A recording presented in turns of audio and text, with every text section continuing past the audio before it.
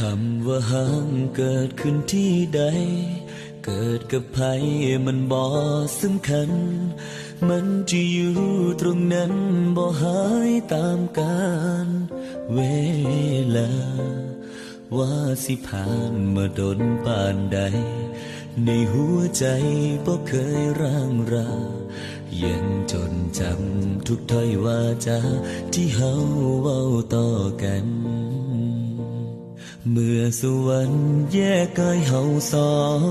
จากคู่ครองเป็นคนอื่นไกลเหลือแต่คำสัญญาใช่ไหมที่ยังคงอยู่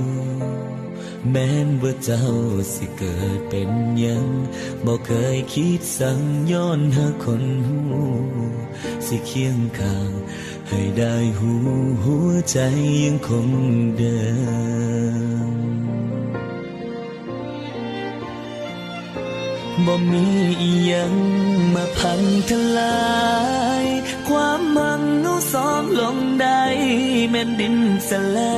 ยยังมั่นคงคือจังตอนเริ่ม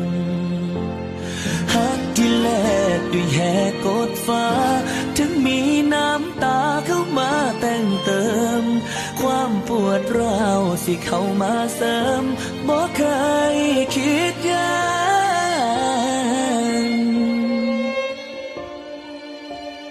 ในวันนี้เฮาเจอกันแล้ว